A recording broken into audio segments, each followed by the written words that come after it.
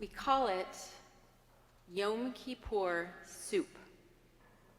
When I was growing up, sometime between day 7 and day 8 of the 10 days of awe, my mother would throw herself into making this soup that we had every year to break the fast, while I was busy measuring the size of the book that I would sneak into the sanctuary, making careful that it would fit inside my prayer book for the High Holy Days, inside my machzor.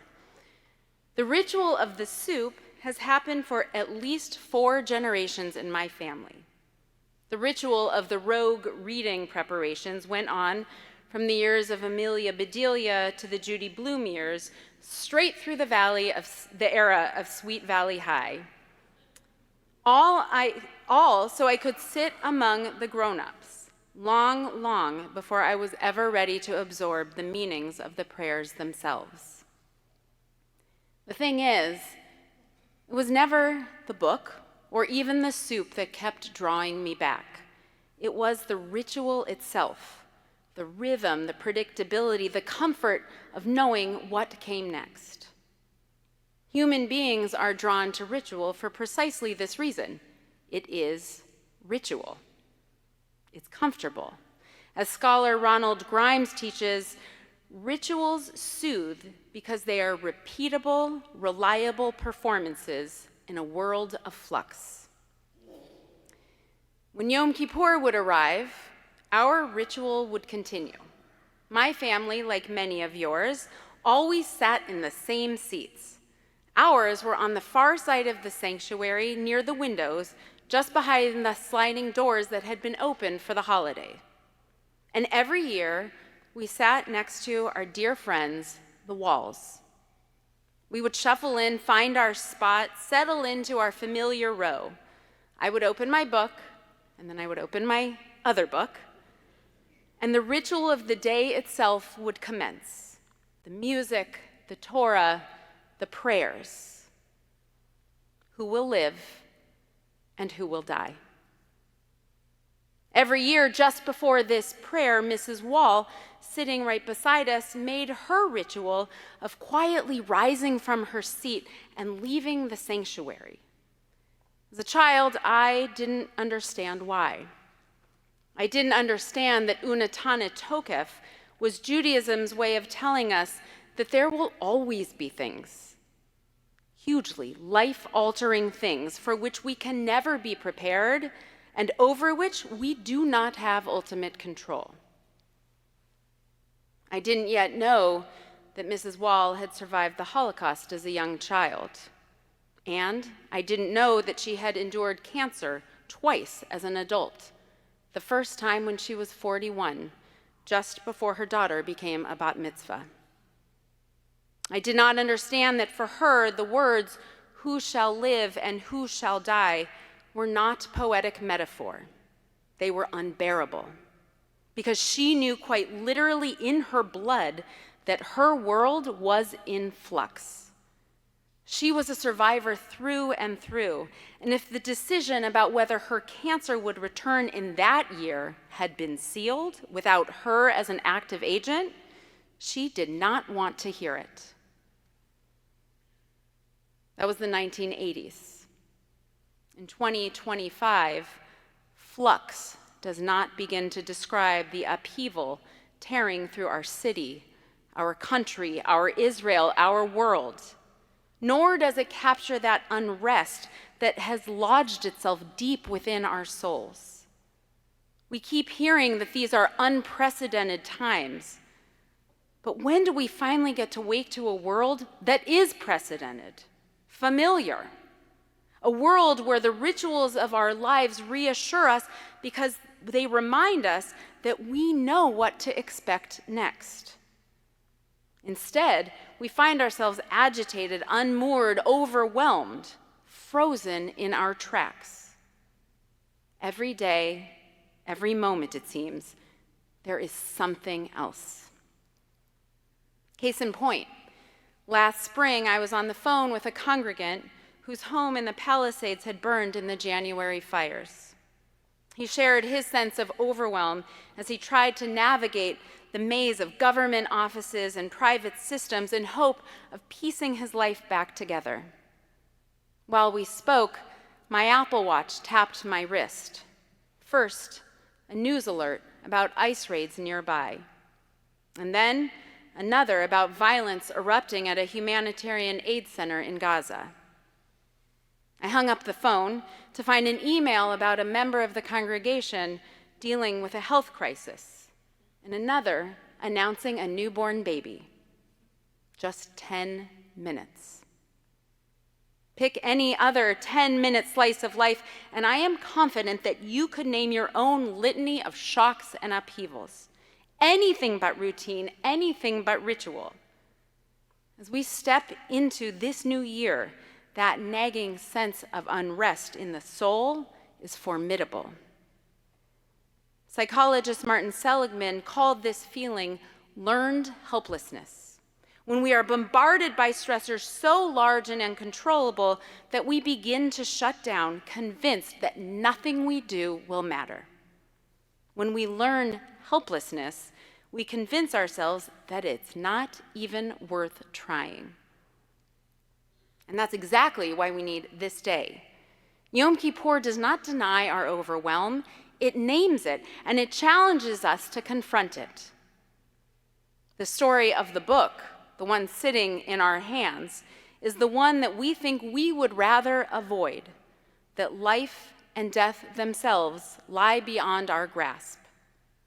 And in the same breath, it hands us back the agency that we do have, not just the ability to put one foot in front of the other, but the sacred responsibility to do so. Uteshuva, utefila, utsadaka, that little line that was tucked away at the end of Unatana Tokef. On Rosh Hashanah it is written, and on Yom Kippur it's sealed, who will live and who will die. But these three things over which we always have agency, they can temper the decree. Teshuva, turning back to our true selves, unmitigated by learned helplessness. Tefillah, prayer, the prayer that humbles us and reminds us that we are part of something so much bigger than ourselves. And tzedakah, the Jewish obligation to look beyond our own worries, to help someone else who is in need. After surviving 4 different concentration camps during the Holocaust, psychologist Viktor Frankl published Man's Search for Meaning, his now famous book that explained his approach that he used to survive the psychological torture of the camps. He offered it as a way of living when everything else is out of control. We who lived in concentration camps can remember the men who walked through the huts comforting others, giving away their last piece of bread, he wrote. They may have been few in number, but they offer sufficient proof that everything can be taken away from a man but one thing, the last of human freedoms, to choose one's attitude in any given set of circumstances, to choose one's own way. We have the power to choose our way. Even when life feels completely in flux and out of control, we are not powerless. Human beings created in the image of God, we have a divine capacity to live by our highest values and do something that matters. We may not be able to end all suffering or still every storm, but we can offer a morsel of bread, a word of comfort, a hug. In 2013, after a decade of training at the highest level, Paul Kalanithi was on the verge of completing his education as a neurological surgeon and neuroscientist when he was diagnosed with stage 4 lung cancer. In case you're wondering, no, he never smoked. He was faced with a choice that he was totally unprepared to make, despite the fact that he had spent a significant portion of his young career presenting a version of this same choice to hundreds of patients. How would he continue to live with meaning, even in the face of an inevitable death that was beyond his control? The year after his diagnosis, he chose to complete his residency. The year after that, he and his wife had a child. Kalanithi left behind a young family and a not quite complete book about what makes life worth living even when its finitude is out of our grasp. His book, When Breath Becomes Air, was published after his death. In it, he shared 7 words from the Irish playwright Samuel Beckett that he claims were on repeat in his head after he was diagnosed. I can't go on. I'll go on. This doctor turned patient, this man who had the brightest of futures turn dark in an instant, he came to live inside the paradox that is shining right into all of our eyes on this holy day. We fast, we stand, we admit our fragility, and still we go on. The book ends with a letter that he had written to his infant daughter before his death. It's a sort of instruction manual for her, and by extension, I offer it for us. When you come to one of the many moments in life where you must give an account of yourself, provide a ledger of what you have been and done and meant to the world, do not, I pray, discount that you filled a dying man's days with a sated joy, a joy unknown to me in all my prior years, a joy that does not hunger for more and more, but rests satisfied. In this time, right now, that is an enormous thing. Kalanithi's story, a powerful testament to the human ability to overcome the overwhelm and return to the things that actually matter, has been a fixture on bestseller lists for nearly a decade. But if the themes sound familiar, it may be because they appear in the story of another exemplar of carrying on with meaning and purpose, even in the face of a reality that's beyond his control. This one was a bestseller for thousands of years before bestseller lists were even kept. In the Torah, Moses was keenly aware that his life was finite and that his impending death was inevitable. He would soon die in the wilderness, never able to cross the Jordan into the promised land that he had spent 40 years of wilderness hardship leading the people to. The book of Deuteronomy is his instruction manual to the generation that he would leave behind as they steeled themselves for what they all knew would be fierce battles ahead. Already, they were exhausted, weary from seemingly endless wandering in the chaos of the wilderness. He knew that the threat of people throwing their hands up in the air was real. Moses' instruction manual, though, was never directed only at the wilderness generation. Torah tziva lanu Moshe, we sing when we take the Torah from the ark. It was given for us as well. Us, who are exhausted and overwhelmed by the enormity of all that is in flux. Us, who teeter on the edge of I can't go on because we don't know how to operate in the chaos. Us, who are desperate for the reminder that indeed we can go on. That's why we read his words today, on the day when we come face to face with all that lies beyond our control. It's not in the heavens, it's not beyond the sea, we just heard. It's very near to you, in your mouth and in your heart, that you can do it. The command is clear, do not shut down. Shutting down has never been the Jewish way. Even when it feels like having the ability to put one foot in front of the other is out of reach, in the heavens and across the sea, we are in fact not helpless. Moses was clear. It's right there, inside of you. You can go on. Moses was our teacher in his words and also in his actions.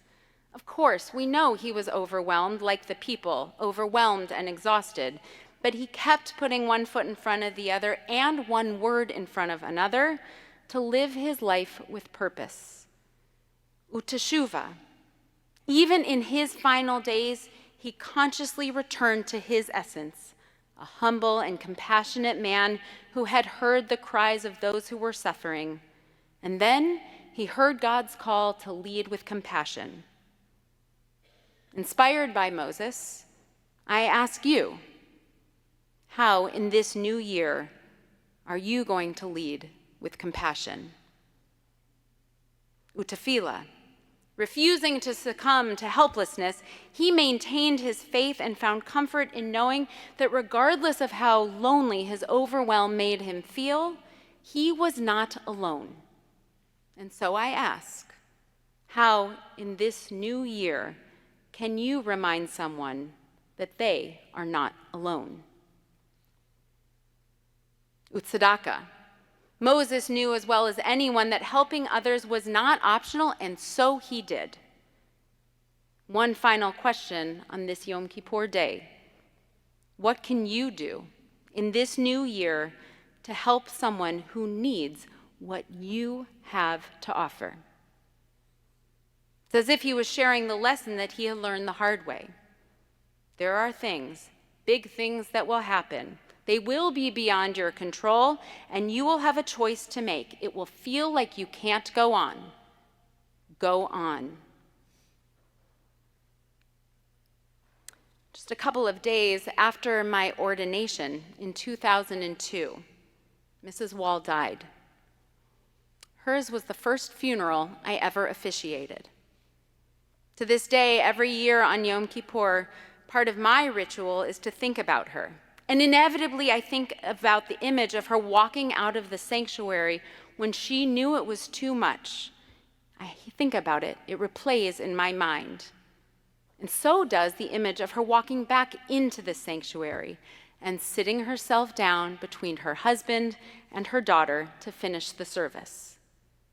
And so does the image of her then walking through the world with the smile of a woman who had managed to come to terms with the things that she could not control and to hold on to all those things that she could. You can go on. We can go on. In this time, right now, that is an enormous thing. Ken Yehi Ratzon, may it be God's will.